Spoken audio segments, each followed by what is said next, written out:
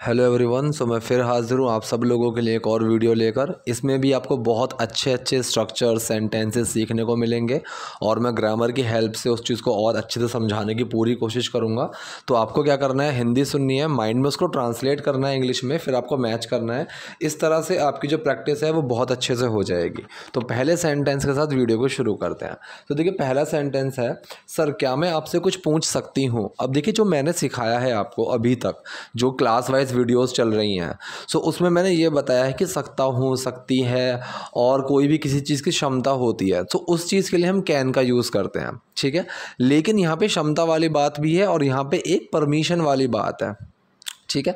सो जब भी हम कोई परमिशन मांगते हैं किसी बड़े से, तो वहाँ पे मे या माइट इन दोनों चीज़ का यूज़ करते हैं, ठीक है।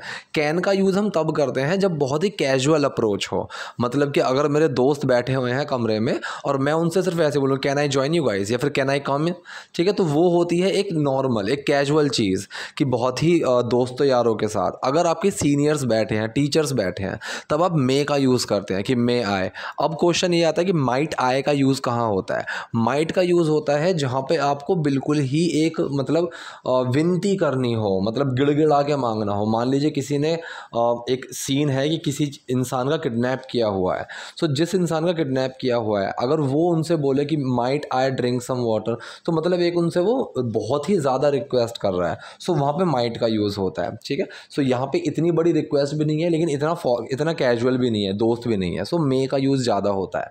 सो यहाँ पे हुआ क्या मैं आपसे कुछ पूछ सकती हूँ, क्या मैं अंदर आ सकता हूँ, मे आई कम इन, ऐसे हम बोलते हैं ना। सो क्या मैं आपसे कुछ पूछ सकती हूँ, may I ask you something, may I ask you something, आप मेरी मदद क्यों कर रहे हो। अब ये आपका सेंटेंस हो गया present continuous sentence, is am are का यूज़ होगा और एक्शन में आई एन जी लगेगी। सो आप मेरी मदद क्यों कर रहे हो, सो आप क्यों कर रहे हो, why are you doing, simple sentence है, ठीक है। यू का यूज़ हो रहा है और यहाँ पे आर लगेगा जब यू का यूज़ हो रहा है, एक्शन में आई एन जी। सो आप मेरी मदद क्यों कर रहे हो, why are you helping me, ठीक है। सो एक्शन क्या है, हेल्प करना, so why are you helping me, तो मेरी मदद क्यों कर रहे हो। हमारी कहानियाँ बहुत मिलती जुलती हैं, ठीक है। सो ये कोई वैसा सेंटेंस नहीं है, बिल्कुल सिंपल सेंटेंस है, our stories are very similar, ठीक है। अब अगर ऐसी चीज़ में प्रेजेंट की कोई चीज़ हो और उसमें एक्शन ना हो कुछ भी, तो इज एम आर का यूज़ होता है। पास्ट की कोई भी चीज़ हो जिसमें एक्शन ना हो, उसमें वॉज वर का यूज़ होता है। और फ्यूचर की कोई चीज़ हो जिसमें कोई एक्शन नहीं है, वहाँ पे यूज़ होता है विल बी का, ठीक है। अगर मैं एग्जांपल बताऊँ, मैं अपने कमरे में हूँ, प्रेजेंट की बात है, कोई एक्शन नहीं है, so I M in my room, मैं अपने कमरे में था, पास्ट की बात है लेकिन कोई एक्शन नहीं है, so I was in my room, ठीक है। मैं अपने कमरे में होऊंगा, फ्यूचर की बात है लेकिन कोई एक्शन नहीं है, so I will be in my room, ठीक है। तो हमारी कहानियाँ बहुत मिलती जुलती हैं, our stories are very similar. अब यहाँ वेरी की जगह ना आजकल आप क्वाइट बहुत सुनेंगे, so quite is quite common, समझे इस चीज़ को, ठीक है। तो क्वाइट थोड़ा ज़्यादा कॉमन है, ठीक है, काफ़ी कॉमन है। सो काफ़ी वाला जो सेंस आता है ना, काफ़ी वाला, सो काफ़ी का मतलब होता है क्वाइट। ये चीज़ बहुत चल रही है, ठीक है। इट्स क्वाइट कैजुअल या फिर इट्स क्वाइट कॉमन, इस तरीके से। सो हमारी कहानियाँ बहुत मिलती जुलती हैं। अब यहाँ पे बहुत वाला सेंस है, आपको बिल्कुल बहुत ही लगाना तो वेरी लगा दीजिए। काफ़ी मिलती जुलती हैं, क्वाइट सिमिलर, आप ऐसे भी बोल सकते हो। सो हमारी कहानियाँ बहुत मिलती जुलती हैं, और स्टोरीज आर वेरी सिमिलर। वो कैसे, हाउ इज़ दैट, ठीक है। अब देखिए एक चीज़ यहाँ पे छोटी सी है, सीखने वाली चीज़ है, खासकर जो लोग क्रिकेट देखते हैं, लड़के जो क्रिकेट देखते हैं उनको समझ में आएगा। अब यहाँ पे प्रेजेंट की बात चल रही है, ठीक है। ये पूछ रही है कि वो कैसे, हाउ इज़ दैट, ठीक है, हाउ इज़ दैट। अब एक ना आपने क्रिकेट में सुना होगा, जब बॉलर ने बॉलिंग डाली और उसने अपील करनी है कि मतलब कि आउट है नहीं है, सो वहाँ पे वो इस तरीके से कई बार चिल्लाता है, हाउ वॉज दैट, ठीक है, हाउ वॉज दैट, ये कैसा था, ठीक है, कैसा रहा। सो एक वो चीज़ भी होती है। तो हम जब छोटे से थे ना, तो हमें सुनने में ये लगता था कि इसने चिल्लाया आउट है, लेकिन वो आउट है नहीं चिल्लाता है, बेसिकली वो चिल्लाते हैं हाउ वाज दैट, ठीक है, हाउ वाज दैट, ये कैसा था, मतलब इसमें ये आउट है नहीं है, वो चीज़ पूछने के लिए। सो वो पास्ट वाली चीज़ होगी कि पास्ट में वो चीज़ हो गई, मैंने बॉल डाल दी, कैसी थी। वहाँ पे हाउ इज़ दैट का आप हाउ वाज दैट भी ले सकते हो, हाउ इज़ दैट भी ले सकते हो कि ये कैसा है, दोनों बिल्कुल ठीक है। सो इसका यूज़ होता है वो कैसे, ठीक है, या फिर कैसा, ऐसा कैसे, इस तरीके की चीज़ होती है। ठीक है, सिंपल आप हाउ भी लगा सकते हो, हाउ कैसे। ठीक है, तुम्हें पता है पिछले 10 सालों में मेरा 2 बार तलाक हो चुका है। अब मुझसे ये रिक्वेस्ट ना 2-3 बार कमेंट में आई थी कि सर पैसिव सेंटेंस भी कोई बताइए। अब यार कोई पैसिव सेंटेंस आएगा तो मैं बताऊंगा, और मैं कोशिश भी करता हूँ बताने की। ठीक है, बाकी वीडियोस में आता है तो अब यहाँ पे पैसिव सेंटेंस आ गया, ध्यान से सुन लेना। तुम्हें पता है पिछले 10 सालों में, ये तो सिंपल सी चीज़ है, तुम्हें पता है, यू नो वॉट आप ऐसे ही बोल सकते हो, तुम्हें पता है क्या, यू नो वॉट। लेकिन यहाँ पे सिंपल है, तुम्हें पता है, you know. In the past 10 years, पिछले 10 सालों में। अब पिछले के लिए ना हम पास्ट का यूज़ करते हैं, या तो पास्ट लगा दीजिए या फिर लास्ट लगा दीजिए। ठीक है, लास्ट थोड़ा पुराना हो गया, आजकल ना पास्ट बहुत चल रहा है। ठीक है, लास्ट भी लगा सकते हो, like in the last 10 years, ये भी ठीक है। पास्ट भी लगा सकते हो, वो भी ठीक है। ठीक, सो इन द पास्ट 10 ईयर्स, पिछले 10 सालों में मेरा 2 बार तलाक हो चुका है। अब यहाँ पे ये एक पैसिव सेंटेंस है। किसने तलाक किया है, उस चीज़ से लेना देना कुछ भी नहीं है। दीवार पेंट हो चुकी है, the wall has been painted, मतलब दीवार पेंट की जा चुकी है। अब मैंने बोला कि दीवार पेंट हो चुकी है, तो इस सेंटेंस को इस तरीके से मत बनाओ, इसको पहले नॉर्मल बुकिश लैंग्वेज में तोड़ो। मतलब दीवार पेंट की जा चुकी है, तभी तो हुई है ना वो। ठीक है, किसी ने की होगी तभी हुई है। सो दीवार पेंट की जा चुकी है। सो ये आपका प्रेजेंट परफेक्ट का पैसिव सेंटेंस है। ठीक है, has been have been third form लग जाती है। Has been have been third form कि दीवार पेंट हो चुकी है। The wall has been painted, क्योंकि द वॉल एक सिंगुलर है इसलिए हैज़ बीन लगेगा। यहाँ पे बात हो रही है आई की। ठीक है, मेरा 2 बार तलाक हो चुका है। So I is not singular, I is a plural. ठीक है, सो यहाँ पे हैव लगेगा। So I have been divorced twice. ठीक है, डाइवोर्स की थर्ड फॉर्म लगी है यहाँ पे, डाइवोर्स को एक एक्शन की तरह लिया गया है। So I have been divorced twice, मेरा 2 बार तलाक हो चुका है। So I have been beaten, मुझे पीटा गया है। ठीक है, मुझे पीटा जा चुका है, इस तरीके से। सो मेरा 2 बार तलाक हो चुका है। So I have been divorced twice. ठीक, मेरे भाई ने मुझ पर मुकदमा कर दिया। So my brother sued me. अब सू का जो मतलब होता है ना, सू करना, आपने एक चीज़ कई बार सुनी होगी कि मैं तुम्हें सू कर दूंगा। अब सू का मतलब होता है किसी पे केस कर देना, किसी पे मुकदमा कर देना। ठीक है, सो यहाँ पे इसमें जो डी लगा हुआ है एंड में, ये पास्ट फॉर्म हो गई। ठीक है, ये हो गया आपका पास्ट इंडेफिनिट सेंटेंस। सो सू की सेकंड फॉर्म लगी है यहाँ पे सूड। सो माई ब्रदर सूड मी, मेरे भाई ने मुझ पर मुकदमा कर दिया, ये पास्ट का सेंटेंस है। मेरा लगभग कोई परिवार नहीं है। So I pretty much have no family. अब प्रिटी मच का यूज़ जो है ना, लगभग, काफ़ी हद तक। ठीक है, काफ़ी हद तक इस तरीके का यूज़ करते हैं। ठीक है, काफ़ी हद तक के लिए। Pretty much I agree with your point, मतलब मैं काफ़ी हद तक तुम्हारी बात से सहमत करता हूँ, सहमति रखता हूँ, इस तरीके से। So pretty much you are at the like मैं किसी को बोलूँ कि pretty much you are at the right location, तू काफ़ी हद तक सही जगह पहुँच चुका है, अब तू ऐसे ऐसे आ जा, मेरे घर पे आ जाएगा, इस तरीके से। सो प्रिटी मच आप यूज़ करना शुरू करो। आप इसको अभी कैसे यूज़ कर सकते हो, सो pretty much I understood all the points of this videos, कि काफ़ी हद तक, लगभग मुझे इस वीडियो के काफ़ी सारी चीज़ें समझ में आ गई। ठीक है, pretty much I watch your most of the videos, कि लगभग मैं सारी ही वीडियोज़ देख लेता हूँ। ठीक है, आपकी इस तरीके से आप अलग अलग सेंटेंसेस बना के कमेंट बॉक्स में लिख सकते हो। सो मेरा लगभग कोई परिवार नहीं है। I pretty much have no family.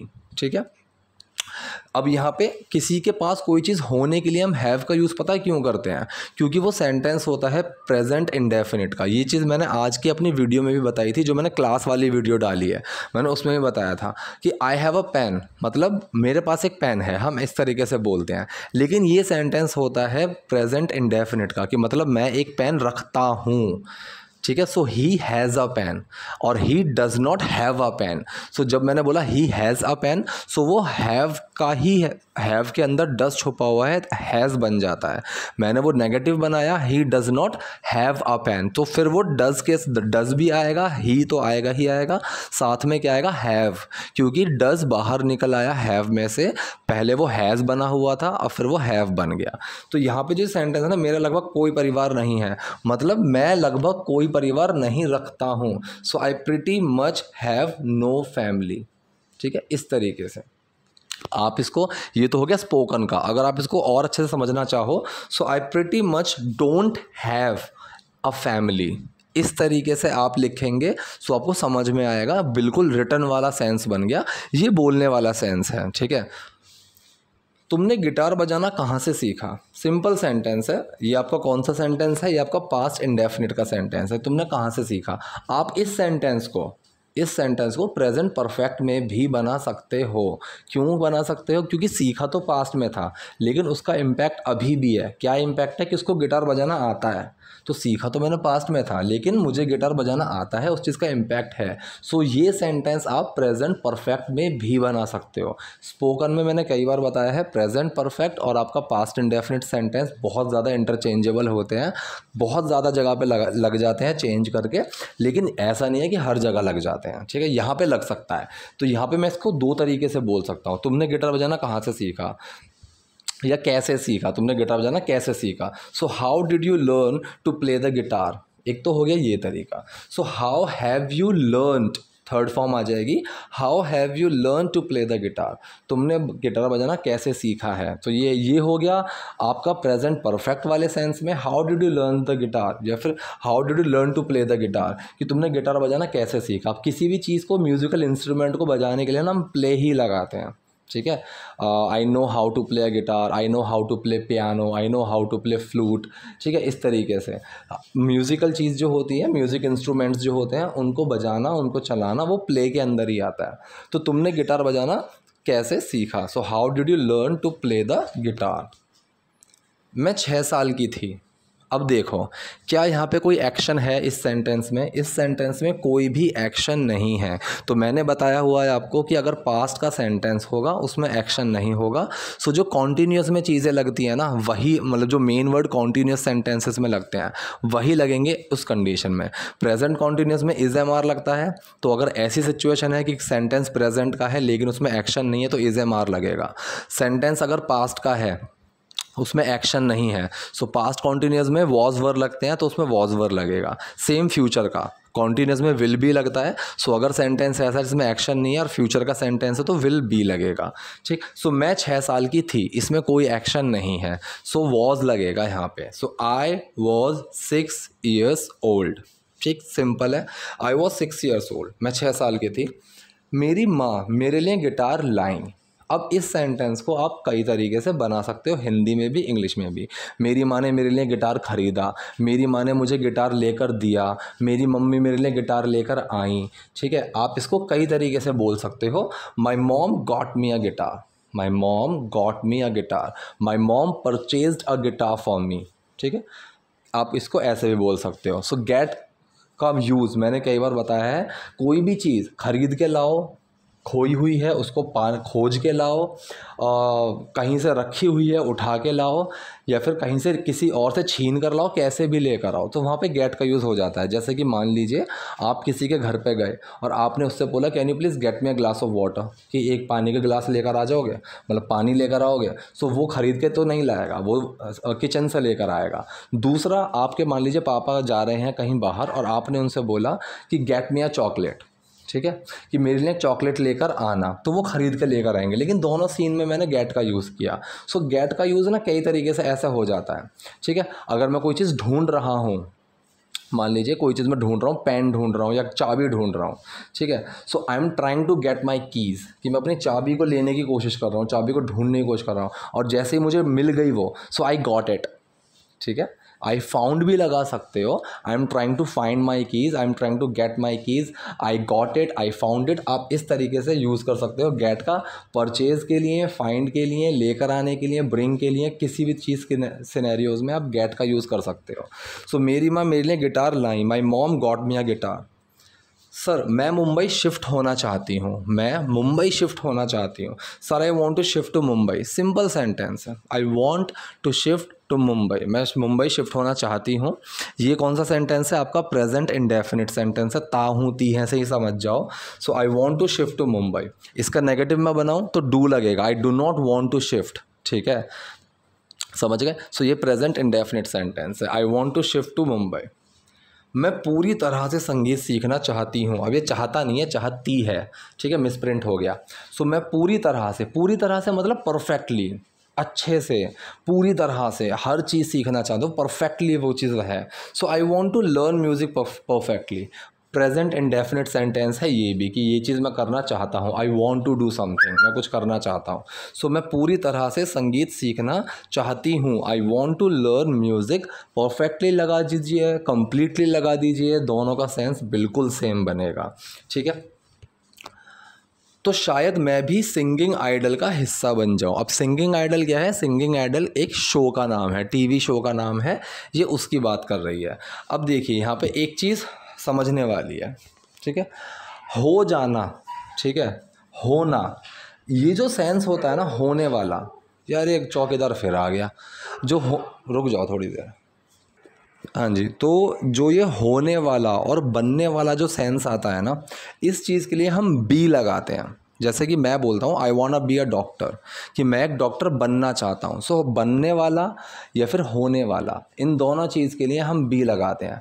ये तो हो गया बनने वाला एक एग्जाम्पल। अगर मैं बोलूँ कि यार कमरे में कोई हो सकता है, ठीक है, so someone can be in the room, तो यहाँ पे बी लगेगा। सो होना या बनना। अब इस वाले सेंटेंस की अगर मैं बात करूँ तो शायद मैं भी सिंगिंग आइडल का हिस्सा बन जाऊँ या फिर हो जाऊँ, दोनों बात सेम लगेंगी ना, दोनों का सेंस बिल्कुल सेम है। तो आप बन जाओ लगाओ या हो जाओ लगाओ, दोनों में सेंस बिल्कुल सेम जाएगा। तो शायद मैं भी सिंगिंग आइडल का हिस्सा बन जाऊँ। एक चीज़ तो मैंने यहाँ पे बी का यूज़ सिखा दिया। दूसरी चीज़, एक होता है मे बी, जहाँ पे मे और बी के बीच में कोई स्पेस नहीं होता। दूसरा होता है जहाँ पे मे और बी के बीच में एक स्पेस होता है। उन दोनों में क्या फ़र्क होता है, मेरी प्लेलिस्ट में जाके वीडियो है मेरे मे बी और मे बी के ऊपर, वो देख लीजिए, मैंने डिटेल में समझाया हुआ है। तो वो चीज़ भी आपके लिए जाननी ज़रूरी है। तो जब भी सेंटेंस से पहले कोई चीज़ लगाते हैं ना, मतलब मे बी में से, सो वो वन वर्ड वाला ही लगता है, ठीक। Then maybe I can be a part of singing idol too, कि मैं भी सिंगिंग आइडल का हिस्सा बन जाऊं। सो बन जाऊं या फिर सिंगिंग आइडल का हिस्सा हो जाऊं, ठीक है। बी इसने लगाते हैं। मेरे बाप मत बनो, डोंट बी माई डैड, ठीक है। आपको अगर कमेंट में लिखना हो कि इस वीडियो को देखने के बाद मैं इंग्लिश में फ्लुएंट हो सकता हूँ, सो होना या फिर इंग्लिश में फ्लुएंट बन सकता हूँ। So after watching this video I can also be perfect और फ्लुएंट इन इंग्लिश, ठीक है। या फिर ये तो हो गया ऑल्सो का use, I can be perfect in English too, ठीक है। आप इस तरीके से लगा दीजिए। तो ये हो गया टू का और ऑल्सो का, दोनों का यूज़। तो सेंटेंस क्या बना, तो शायद मैं भी सिंगिंग आइडल का हिस्सा बन जाऊँ। Then maybe I can be a part of singing idol too. तुम जैसे बच्चों को सिंगिंग आइडल की ज़रूरत नहीं है, ठीक है। सो किड्स लाइक यू, तुम जैसे बच्चों को, kids like you don't need singing idol, ठीक। अब देखिए यहाँ पे फिर ये सेंटेंस कौन सा है, फिर से ये सेंटेंस है प्रेजेंट इंडेफिनिट का। अब मैं क्या बोलता हूँ कि कोई भी जब हिंदी में सेंटेंस सुनते हैं, हमारा पहला काम होना चाहिए उस सेंटेंस को बुकिश लैंग्वेज में तोड़ना। मैंने सेंटेंस सुना, तुम जैसे बच्चों को सिंगिंग आइडल की ज़रूरत नहीं है, ठीक है। इसको पहले आप बुकिश लैंग्वेज में तोड़िए, क्योंकि नहीं है ही है, ऐसा तो कोई सेंटेंस होता ही नहीं है ना। हमने तो नहीं सीखा इस तरीके से कोई सेंटेंस होता भी है कि नहीं। तो इसको पहले आप अपनी बुकिश लैंग्वेज में तोड़िए कि तुम जैसे बच्चों को सिंगिंग आइडल की ज़रूरत नहीं होती है, ठीक है। अब समझ में आया, ता है ती है वाला सेंटेंस है ये तो प्रेजेंट इंडेफिनिट सेंटेंस है। सो किड्स लाइक यू, तुम जैसे बच्चों को डोंट नीड, ज़रूरत नहीं होती है सिंगिंग आइडल की, ठीक है। अब समझ में आया ना। So kids like you don't need singing idol. अब तुम जैसे इंसानों को ना कुछ बोलना ही बेकार है, ठीक है, या फिर तुम जैसे इंसानों को समझाना बेकार है। So people like you are useless, it's useless to make people like you understand. आप इस तरीके से बोल सकते हो, तुम जैसा इंसान कभी कुछ नहीं कर सकता, people like you can never do anything, ठीक है। तुम जैसा इंसान हमेशा फेल ही होगा। So the person like you will be always fail, इस तरीके से, ऑलवेज विल बी फेल, इस तरीके से आप इनको बोल सकते हो, ठीक है। सो तुम जैसे बच्चों को सिंगिंग आइडल की ज़रूरत नहीं है, kids like you don't need singing idol. फिर मैं सुपरस्टार कैसे बनूंगी? अब फिर या तो, ये तीन चीज़ें हैं, फिर तो फिर या तो। अगर कोई सेंटेंस इससे शुरू हो रहा है, मैंने कल की वीडियो में भी बताया था, आज जो मैंने क्लास वाली वीडियो बनाई है उसमें भी बताया है, मैं फिर बता रहा हूँ। अगर कोई सेंटेंस तो से शुरू हो रहा है, फिर से शुरू हो रहा है, तो फिर से शुरू हो रहा है, तब तो वहाँ पे हम उस चीज़ की इंग्लिश लिखेंगे, या तो सो लिखेंगे या देन लिखेंगे। लेकिन अगर वो बीच में आ रहा है तो हम इसको इग्नोर कर सकते हैं, जैसे कि तुम तो बहुत समझदार हो, तो यहाँ पे तो की बनाने की ज़रूरत नहीं है, क्योंकि यहाँ पे तुम तो बहुत समझदार हो, यहाँ तो से सेंटेंस शुरू ही नहीं हो रहा। ठीक है, अगर मैं ये बोलूँ तुम तो समझदार हो, ठीक है, तुम समझदार हो, फिर भी तुमने ये हरकत करी, तो यहाँ पे फिर से सेंटेंस शुरू हो रहा है। ठीक है, या फिर तुम समझदार हो तो भी तुमने ये हरकत करी, तो यहाँ भी तो से सेंटेंस शुरू हो रहा है, यहाँ पे तो की इंग्लिश बनेगी। अब यहाँ पे अगर मैं इस सेंटेंस की बात करूँ, फिर मैं सुपरस्टार कैसे बनूंगी, तो फिर मैं सुपरस्टार कैसे बनूंगी, तो मैं सुपरस्टार कैसे बनूंगी, तीनों बिल्कुल सेम है, लेकिन यहाँ पे सेंटेंस तो से शुरू हो रहा है, सो लगेगा then how will I become a superstar. अब मैंने वही चीज़ बोला था, कोई चीज़ बनना, कोई चीज़ होना, ठीक है, वो वाला जो सेंस होता है कि मैं सुपरस्टार कैसे बनूंगी, कैसे होऊंगी, सो वहाँ पे हम बी का यूज़ करते हैं। So then how will I become, अब ये जो बिकम है ये बी वाला ही है। ठीक है, how will I be a superstar ऐसे भी लगा सकते हो, बिकम भी लगा सकते हो, कोई दिक्कत नहीं है। ठीक, how will I become a superstar, कि मैं सुपरस्टार कैसे बनूंगी। अब बिकम का जो टिपिकल यूज़ होता है ना, वो ऐसी जगह होता है जहाँ पे बिल्कुल एक चेंज वाली बात चल रही होती है कि मैं इस तरीके से कैसे बनूंगा। अब मैं बोलूँ I want to be a doctor, ठीक है, ये भी ठीक है, I want to become a doctor, ये भी ठीक है, दोनों बिल्कुल सही हैं। यहाँ पे भी how will I become a superstar, how will I be a superstar, मैं सुपरस्टार कैसे होंगी, मैं सुपरस्टार कैसे बनूंगी, बिल्कुल सेम है। ठीक है, तो बिकम यहाँ पे थोड़ा ज़्यादा सेंसेबल लग रहा है, वो आपको प्रैक्टिस से समझ में आ जाएगा। अब ये कह रहा है मैं कैसे समझाऊँ तुम्हें, हाउ डू आई एक्सप्लेन। मैंने ये चीज़ भी मैंने कई बार बताई है, क्या बताऊँ यार, वॉट टू से, वॉट डू आई से, वॉट शुड आई से, तीनों बोल सकते हो।